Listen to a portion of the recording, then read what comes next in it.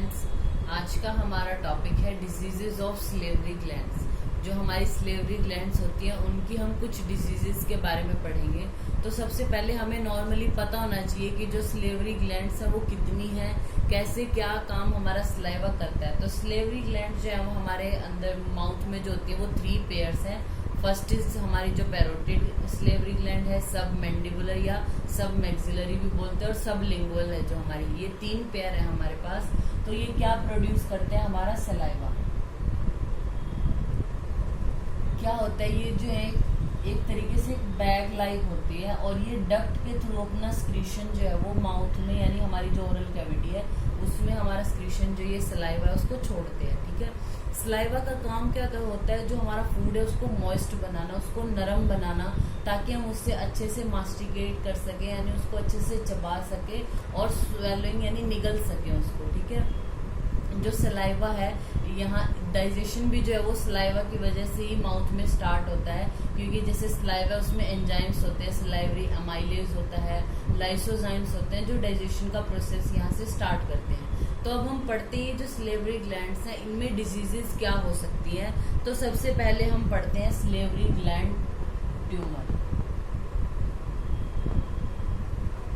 यानी जो ये स्लेवरी ग्लैंड्स ये तीनों, इनमें ट्यूमर हो जाए तो about 80% of the salivary gland tumour occur in the parotid gland. जो ये पैरोटिड ग्लैंड है 80% अगर स्लेवरी ग्लैंड का ट्यूमर है तो वो पैरोटिड का ही होगा। And majority are benign in nature, और वो बिनाइन होते हैं। ठीक है, मैलिग्नेंट बहुत कम, रेयर चांसेस है। और most common of benign parotid tumour क्या है, प्लियोमॉर्फिक एडेनोमा उसको हम बोलते हैं।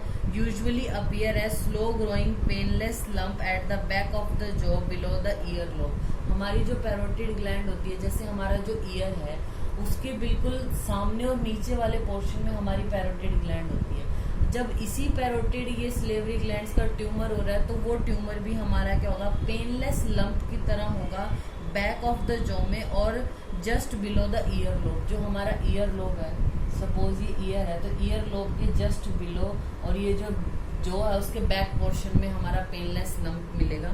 रिस्क फैक्टर क्या है, किनको होने के चांसेस हैं, जो स्मोकिंग करते हैं, टोबैको च्यूइंग करते हैं, रेडिएशन है, या एग्रेवेटेड जो आर्टिकल्स हैं उनको कंजप्ट करते हैं। It usually occur in adults, और इसका ट्रीटमेंट क्या, अगर ट्यूमर हो गया तो सर्जिकली हम उसको रिमूव करते हैं। कुछ केसेस में हमें रेडियोथेरेपी भी करनी पड़ती है ताकि रियकर ना हो।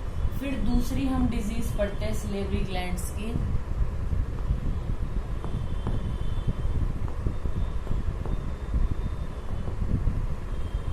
सियालोलिथियासिस। ये जो वर्ड है सियालो, ये हमारा आता है स्लेवरी ग्लैंड्स के लिए।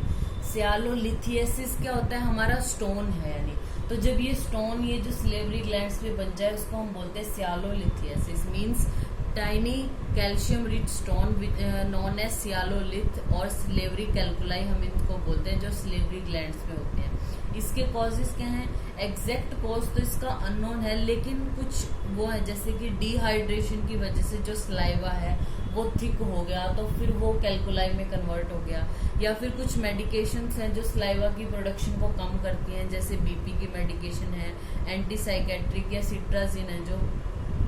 और some stone sits inside the gland without causing an symptom. अगर कुछ स्टोन है, जैसे छोटे अगर स्टोन बन गए, वो ग्लैंड के अंदर है, अगर वो ग्लैंड के अंदर ही रहे तो कई बार क्या होता है, सिम्टम्स भी नहीं दिखाई देते। लेकिन जब ये स्टोन, ये जो डक्ट है इसको ब्लॉक कर देते हैं तो सलाइवा क्या होगा, जब हम खाना खाते हैं तो तब सलाइवा की प्रोडक्शन स्टार्ट ज्यादा होती है, तो ये सलाइवा की प्रोडक्शन तो होगी लेकिन वो बाहर नहीं निकल पाएगा, और जब ये निकलेगा तो ये जो है वो रब होगा तो पेशेंट को पेन होने लगेगा। यानी सिम्टम कब आएंगे, जब ये जो स्टोन है ये डक्ट को जो है वो ब्लॉक कर देता है। ठीक है, फिर आते हैं सिम्टम इसके क्या होंगे, पेनफुल लंप मिलेगा usually in the floor of the mouth. ये क्योंकि जो हमारी ये जो पैरोटिड है ये तो हमारी जो हमारा मोलर टीथ है उसके पास आगे खुलती है, जो सब मैंडिबुलर और सब लिंगुअल है ये हमारे फ्लोर ऑफ द माउथ पे ओपन होती है।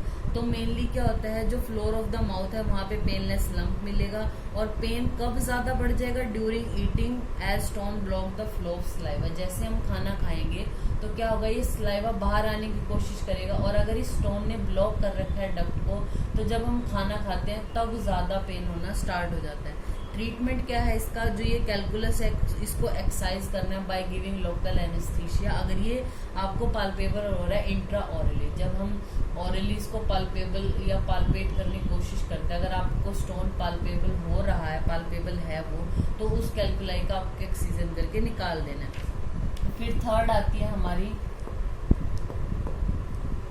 सियालो एडिनाइटिस। Sialoadenitis क्या? It is a bacterial infection of the salivary glands that is usually caused by Staphylococcus or Streptococcus. It may occur in children during the first few weeks of the life. इसके symptoms क्या आएंगे? Bacterial infection है तो tender और painful lump मिलेगा चिक या चिन पे, foul smelling discharge of the पस from the duct into the mouth, यानी जो ये अब सलाइवा प्रोड्यूस करती है, अब यहाँ से फाउल स्मेलिंग डिस्चार्ज होगा पस का। फीवर हो सकता है पेशेंट को, चिल्स होंगे, माइल्जिया होगा। इसके लिए ट्रीटमेंट क्या है? बैक्टीरियल इन्फेक्शन है तो एंटीबायोटिक्स देनी है, एनाल्जेसिक देनी है, इंसिजन एंड ड्रेनेज कर सकते हैं विद पेरीओक्यूलर इंसिजन के थ्रू। फिर फोर्थ हम इसकी डिजीज पढ़ते हैं सिलेवरी सिस्ट अगर बन जाए। सिस्ट क्या होती है? एक फ्लूइड फिल्ड सैक होती है, एक टाइनी यानी छोटी जो है वो फ्लूइड फिल्ड सैक को हम सिलेवरी यानी सिस्ट बोलते हैं। अगर ये सिलेवरी ग्लैंड्स पे हो तो सिलेवरी सिस्ट हो जाती है, ठीक है। मेनली जो मोस्ट कॉमन टाइप है वो म्यूकोसिल देखने को मिलता है। इसके सिम्टम्स क्या है? टेंडरनेस होगी, फाउल स्मेलिंग डिस्चार्ज होगा, फीवर हो सकता है, चिल्स, माइल्जिया, पेन हो भी सकता है, नहीं भी हो सकता। फिर इसका ट्रीटमेंट क्या है? जो सिस्ट है इसको एक्सरसाइज करना पड़ेगा, हमें निकालना पड़ेगा काट के। फिर फिफ्थ हम डिजीजेस की पढ़ सकते हैं सिका सिंड्रोम या सेजोग्रेन सिंड्रोम। सेजोग्रेन सिंड्रोम या इसको सिका सिंड्रोम भी बोलते हैं। It is a auto immune disorder है ये। इसमें क्या होगा? सिका सिंड्रोम में सारे जो हमारे पार्ट्स हैं जैसे उनमें ड्राइनेस होने लगेगी, जैसे जीरोस्टोमिया यानी ड्राइनेस ऑफ द माउथ, जीरोप्थेल्मिया यानी ड्राइनेस ऑफ द आई मिल सकती है, टेंडरनेस मिलेगी, पेन यानी पेन हो भी सकता है पेशेंट को या नहीं भी हो सकता, फीवर, चिल या माइल्जिया मिलेगा। ट्रीटमेंट क्या है इसका? एनाल्जेसिक या एंटीबायोटिक दे सकते हैं, बट सिम्टोमेटिक ट्रीटमेंट करना है क्योंकि ऑटो इम्यून डिजीज है। फिर हम सिक्स्थ पढ़ सकते हैं मम्प्स,